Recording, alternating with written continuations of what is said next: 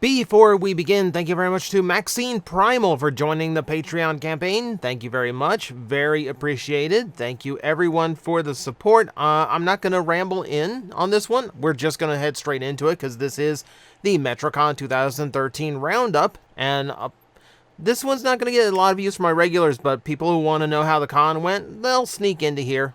So I want to get right into this because, hey, I love me some Metrocon. I love me some Metrocon.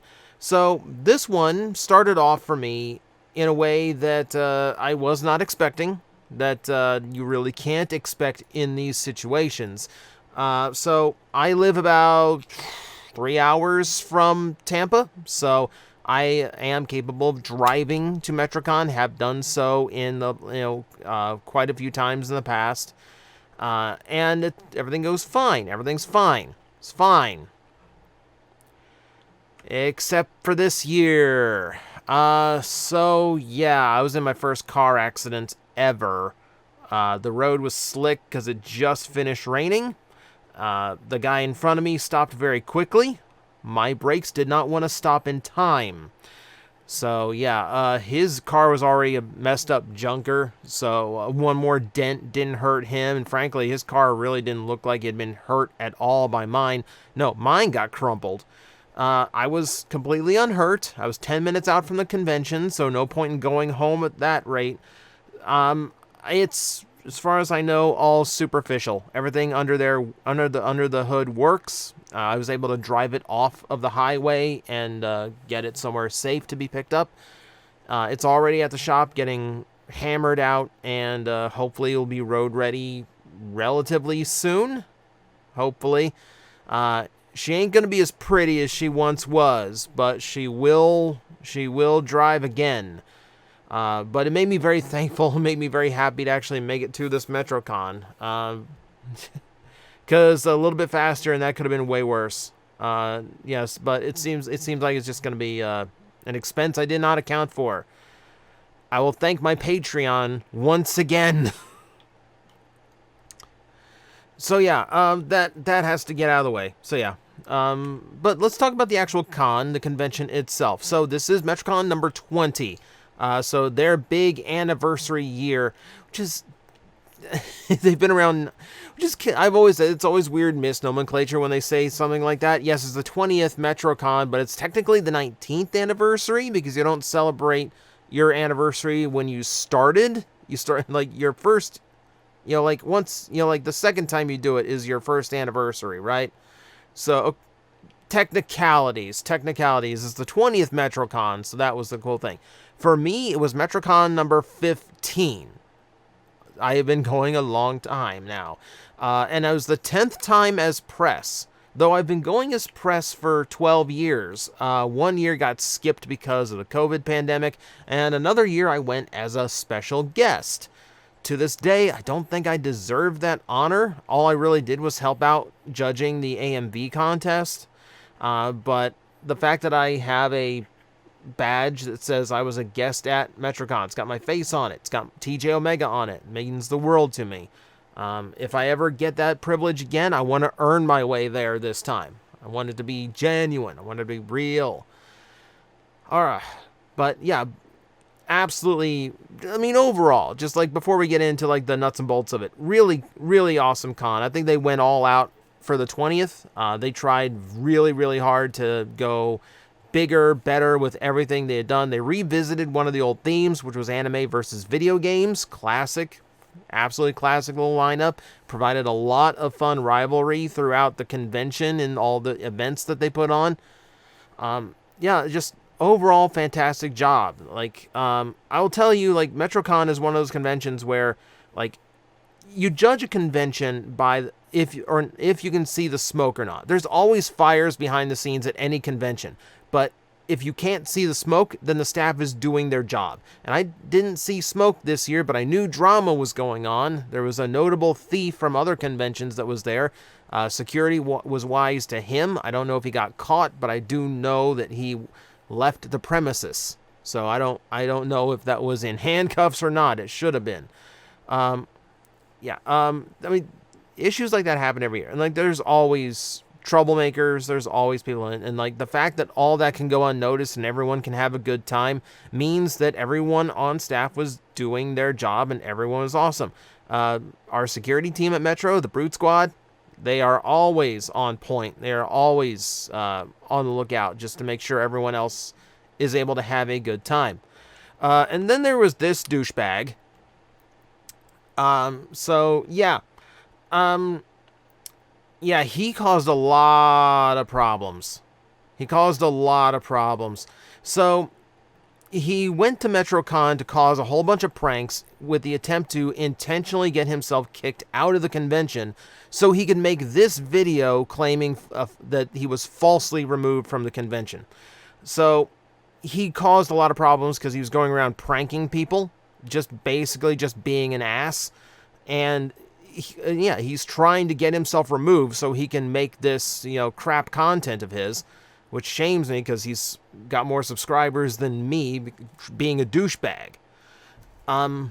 He got kicked out because his pranking ended up taking him to, he ended up starting to talk to minors without their parents' consent. And that's a huge no-no. He claims he was falsely removed, but that is the real reason he was removed. And I know that actually happened because one of the people he talked to was the child of a friend of mine.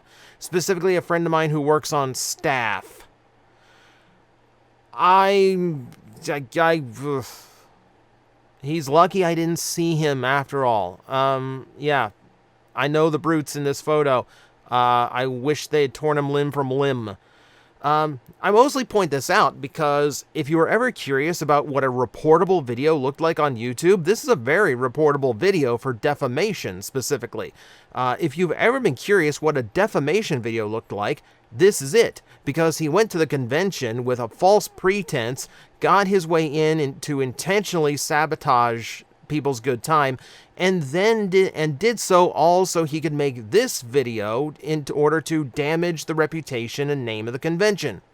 That's defamation. And I'm just saying that's what a defamation video looks like. If you ever wondered what a reportable video on YouTube looked like, just in case you were ever curious. Let's get back to the con proper, alright? So cosplay, as always, a Metrocon is on point. You can see how good the Rathalos armor here looks on this guy. Absolutely incredible job. I saw so many cosplays that I really, really enjoyed. Someone was there as a full Zero from Mega Man X. I missed that one, unfortunately. I also missed someone coming as a Mimic from D&D, which was super clever. We had a lot of Owl House, which did my heart very good. A lot of, there was an adorable family. It was all done as Owl House characters.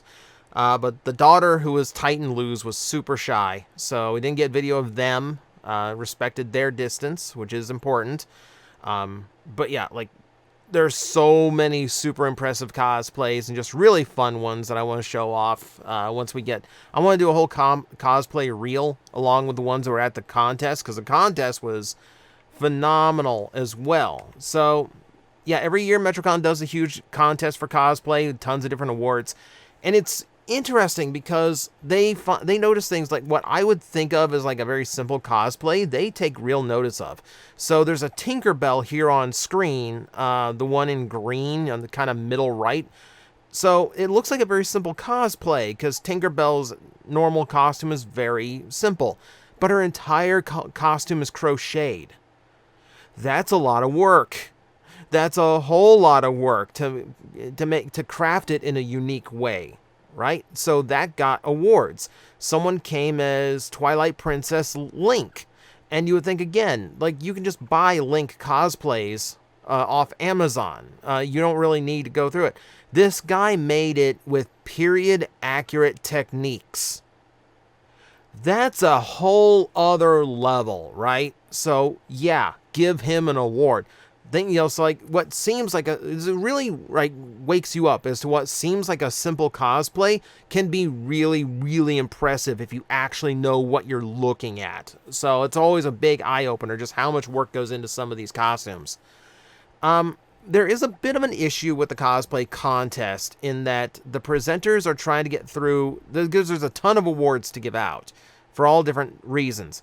And unfortunately, it's a little bit of a grind because you've got some 50-odd contestants backstage just waiting for their number to be announced to see if they won something.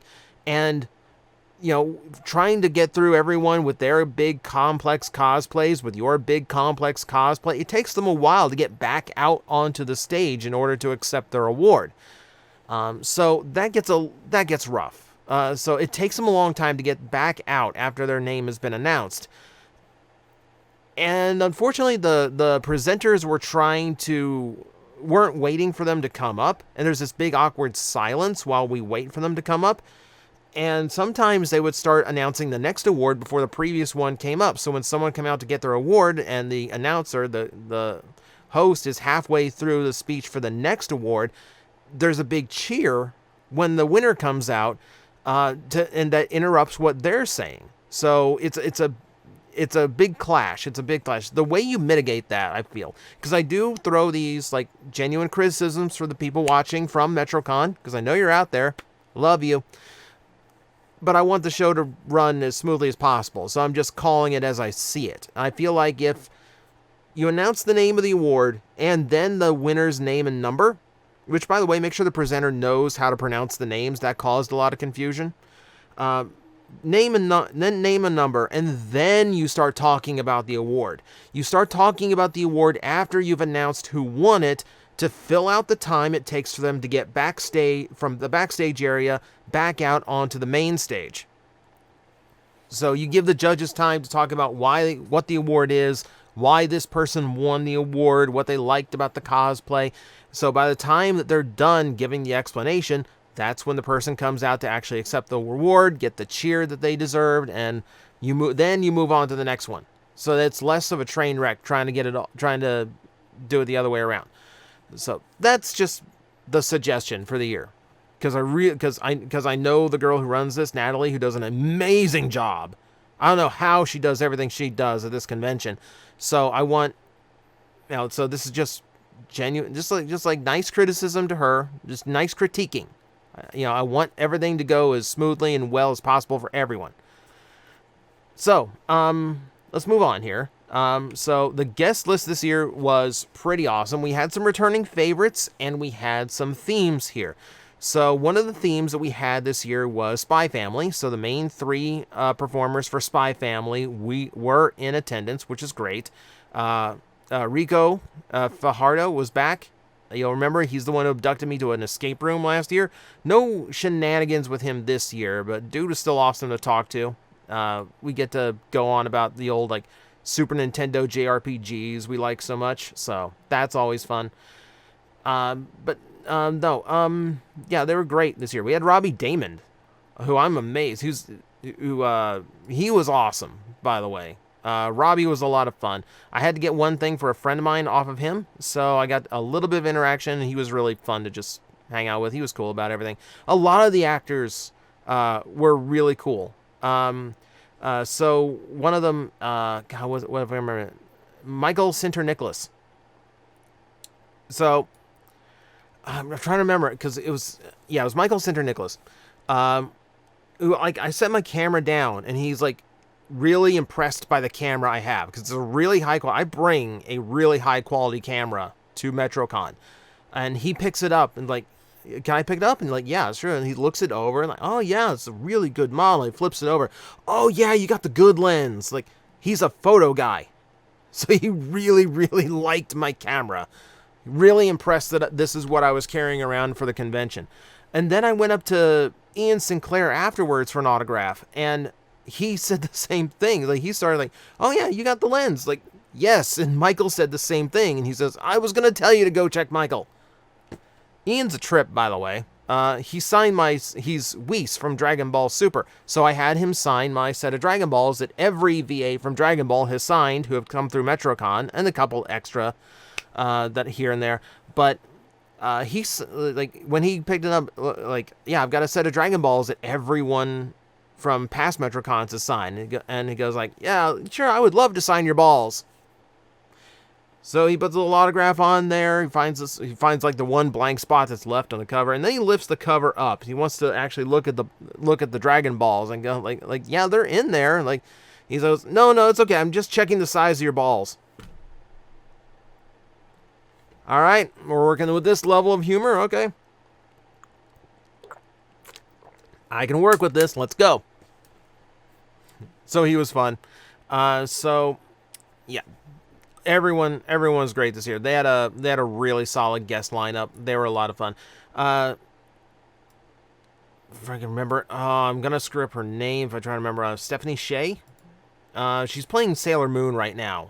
In I believe Crystal and the redub of the original, and she spent a long time talking about her dog.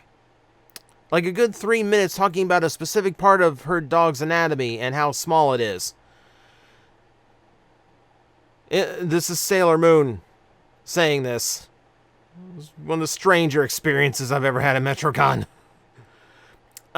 So because of certain things going on right now, none of the panels can be recorded, so I don't really have anything for the guests outside of this one photo, just to show, hey, guests were there. So that's just the thing, so just to let you know, guests were there. They were great. Here's the autographs I got. So you can see the Whis autograph in between the Dragon Ball Z logo and Gohan. I got this box about a year before they came out with those nice black boxes that would have had plenty of space for really noticeable, visible autographs. So, like, it's just kind of cluttered. Obviously, bootleg version of art because it's just, like, a whole bunch of the same characters thrown together. But it's my set of Dragon Balls, and it's a lot of fun to see how many autographs have accumulated over the years. Michael's autograph, the silver markers he was trying to use did not work, unfortunately. So his autograph's a little bit rough. That was actually Plan C, because Michael Sinter-Nicholas was also the second person to play Zelos from Slayers, my favorite anime, and I couldn't find my Slayers DVDs in time, and I hated that. And then Plan B was he's also Guy in the short-lived dub of Gao Gaigar, and I tried to get the Gao Gaigar DVD in time. I totally forgot. I totally forgot to get the DVD on time. So, so unfortunately, like, we went with one of his art prints, which is cool because he's the Leonardo from the 2000s Turtles, which is a really good show. I'll take it. I'll take it. Yeah, again, awesome people. We also had these two yokels. So Caleb Hiles front, Jonathan Young back, both YouTube cover artists and doing original work now. Caleb I talk to every year. Stay tuned for the interview I had with him. The interview, it's just me and him chatting because we're just buddy at this point. Their concerts were great. It's a little bit unplugged, kind of. I say that Jonathan is plugged in, but it's like an acoustic concert. They don't dub over like karaoke tracks or anything like they did in past years. I don't know how much of this I get to use because it is cover art of like actual songs, and then it's their original music, and neither of which is easy for me to repost. So I gotta clear it with them what's okay for me to use and not use. But the concerts were fantastic. This is their tavern tour, by the way. They're going around the country at cons doing this, so really cool to see them out. Caleb comes every year, but Jonathan has been gone for years, so it's good to see him again. All right, so let's talk about the shows. That's enough of the guests. Let's talk about shows. And we talk about the shows. The shows start with Kaiju Big Battle. Giant Monster Pro Wrestling. The best thing ever created. Awesome as always. Again, we got 6 wrestling matches over the course of 2 hours featuring a lot of crazy characters, as you can see in the ring here. Once again, Phaeton was around. I love seeing Phaeton because he's the Glyos character, the Glyos main character. And Glyos and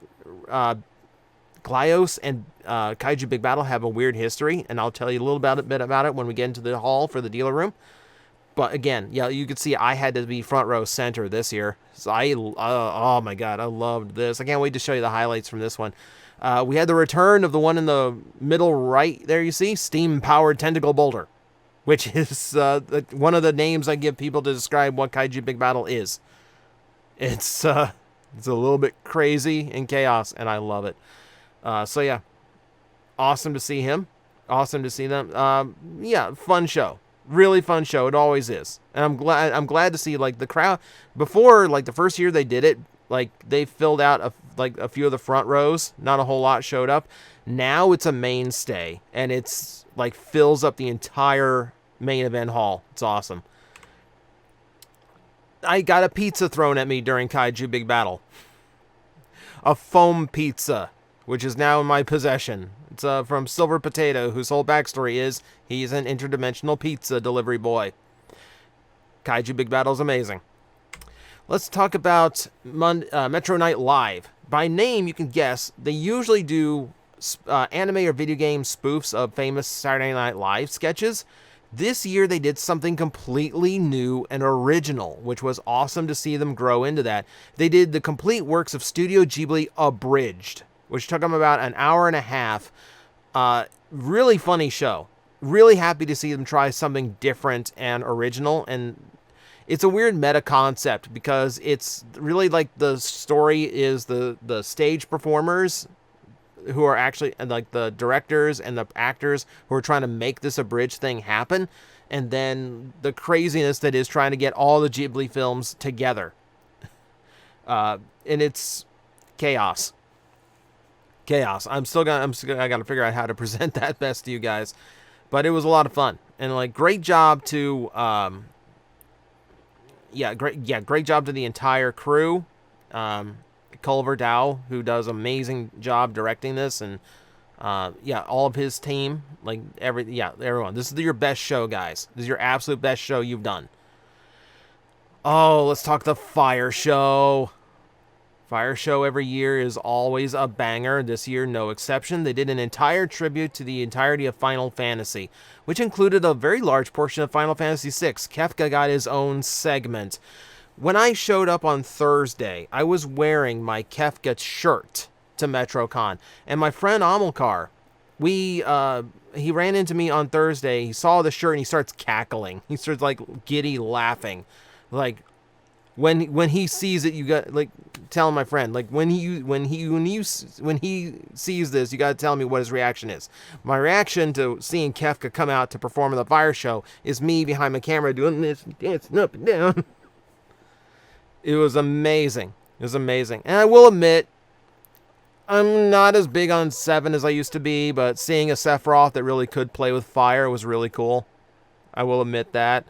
Phenomenal show. Phenomenal show. 4 Final Fantasy VI characters in there, including Amilcar doing Shadow. I found out later on it's his favorite Final Fantasy game. It's my favorite game of all time. I've been knowing this man like a decade. I did not know we shared favorite games. Like, that seems like that should have been cleared up a lot earlier. So he was really psyched that he got to be a FF6 character in the show. All right. So let me see what is next on the docket, because Fire Show is amazing. I have nothing else to say. The chess match, as always, is the big show of the year. It's the one they put the most effort and people into. Anime versus video games again, which is split between good guy and bad guy, not anime characters versus video game characters.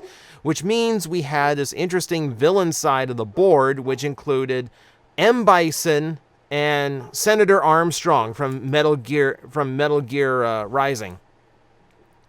Those two together are a trip. So they got super fun with this one. It's a nice clean. Like, these used to push like over an hour and a half. This one was done in a little more than an hour. They've actually like streamlined the chess matches a lot more than they used to. So really cool to see. It's a very clean production now. Very smooth, very clean. Bison and Jamie from Street Fighter 6 had a fight that was done completely in 2-dimension. Just back and forth, complete with like an early feeling out thing you do on a fighting game where you're just kind of like moving and like hitting buttons and they're nowhere close to each other. Like, it was such a fun fight, and they added like health bars to the big screen in the back behind them too. It was perfect. Favorite fight of the chess match, but the whole chess match was fantastic. Like as always, like they do such a good job putting the whole thing together, and like even like the costumes, like that Demetresque and that Princess Peach, like There's just like full on, really well done cosplays, and they were in the fight dressed like that. That's really cool. The only event I didn't get to go to this year was the Masquerade, which was weird. Like April O'Neil, Poison from Final Fight was in it. Giovanni from Pokemon. It's a very the Masquerade's always a unique event, but it doesn't film very well because it's a lot more crowd interactive. So I don't really. I sometimes I go, sometimes I don't. But I heard it was really good too. I need to go watch it later because I've got friends who filmed it. So let's talk the dealer room this year. The dealer room this year, I mean, it's as big as it always is because they've been using the same hall, main hall for it forever. I will admit this dealer room felt weird. I had multiple friends come up to me and said, "Did the dealer room feel really empty to you?" And I'm like, "Yeah, it did. Like it was very strange, and not empty is like dense with people. Like there's tons of people crammed into the dealer room all weekend. By empty it meant it felt like a lot was missing. It felt like a lot that was normally there wasn't. So dealers, the booths with the big, like really good figurines and like really good figurines and action figures, gone. The big booths of Gundam models, gone. There's only one booth that had Gundam models this year, and it was small. The booth that normally has a lot of tokusatsu toys, gone. Was not there. The big booths that usually have old manga and DVDs, gone, not there. And I was counting on those booths being there to fill out my autograph list this year, and that obviously didn't happen. What happened here was the artist alley filled up so fast that the artists were starting to buy out the vendor area, which actually meant most of the stuff you could buy in the dealer room was unofficial artist creations rather than actual licensed memorabilia that you come to expect from the dealer's room of an anime con. It just really overwhelmed it. And the problem that got created was that while it's wonderful there's that many artists who want to participate in the convention, what happened was everyone did the same stuff. Everyone had art prints. Everyone had acrylic charms. Everyone had stickers. Everyone basically had the same wares, just in their own art style. And a lot of them did the same stuff. Like there's a few odds and ends. There's tables, of course, where you can find like, oh, I found like 2 different tables doing Transformer stuff. But unfortunately, I couldn't find anything for a lot of stuff that I really liked that was there last year. And a lot of it I did see was Spy Family because the actors were there. And a lot of it was... A lot of it was Genshin Impact. There was so much Genshin Impact. So what you ended up with was a dealer room that didn't have many dealers in it. And it didn't have a lot of variety in it because it just got kind of consumed by the artists who are all kind of doing the same thing. And that doesn't really work very well.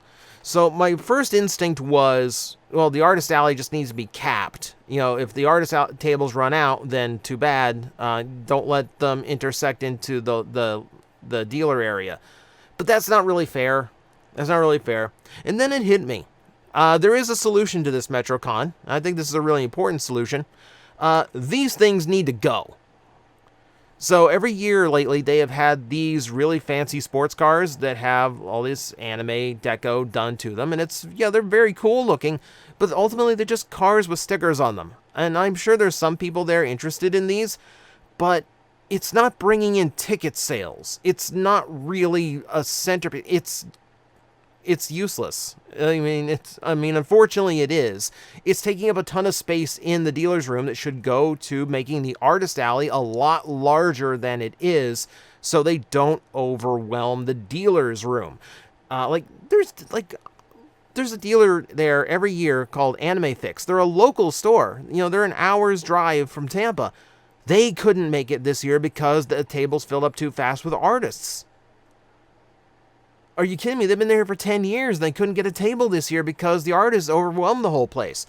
So this is your solution. The cars need to go, and you just need to expand the artist section of the dealer's room. Simple as that.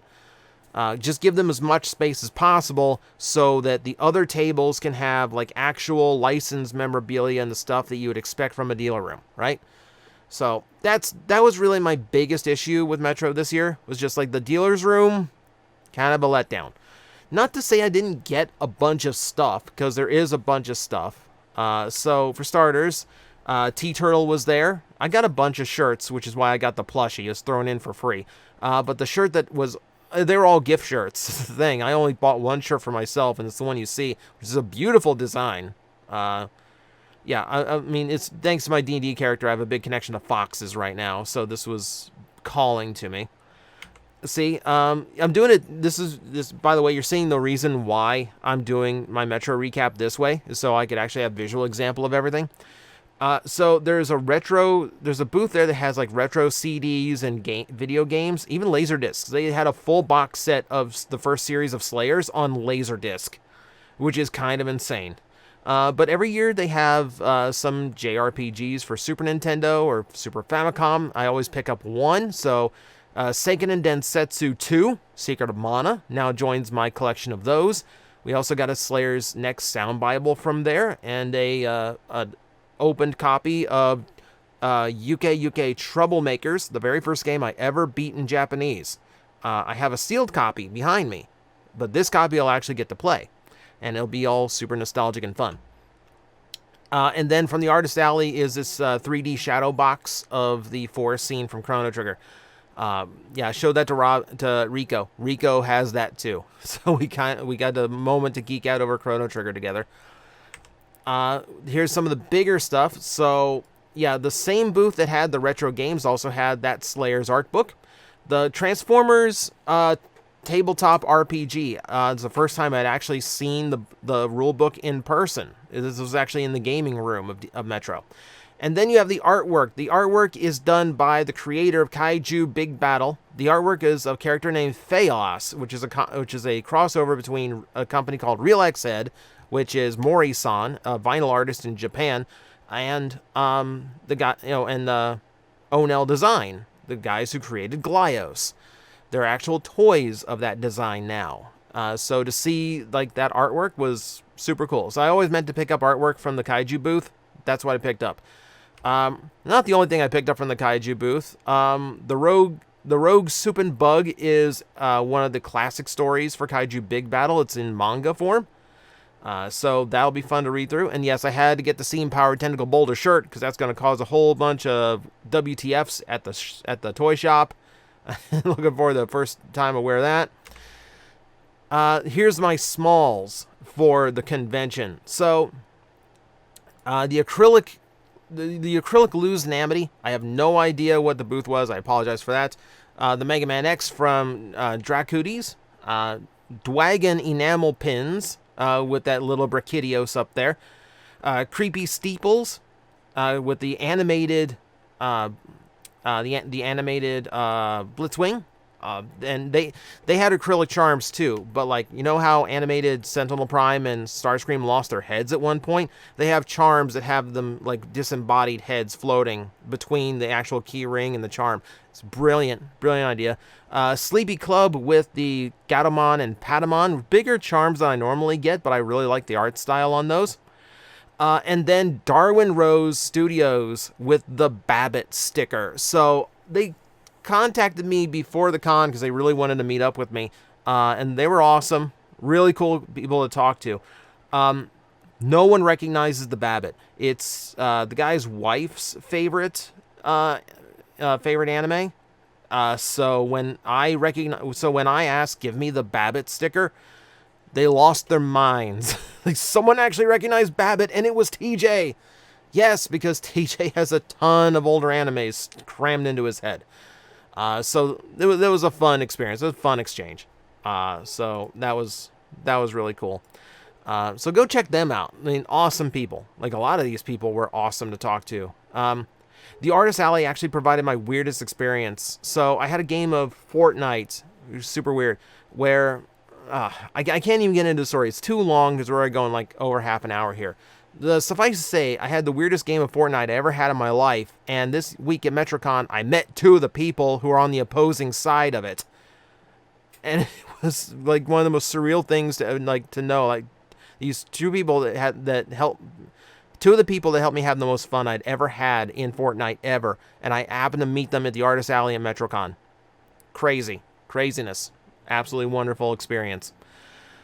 And then there's what my friends got me, because it was my birthday on Sunday, so they were ready with a party. A lot of inappropriate things I can't show you, because that's the kind of friends I have. And I will show you the one toy they got me. I did walk away from Metrocon with one transforming robot, and it's this thing, and if you know what it is, you know what it is. I have tried to mute it as much as I can. Don't go looking it up. Don't go looking it up. If you know what it is, you know what it is. That's my friends. That's my friends trolling me, and I love them for it.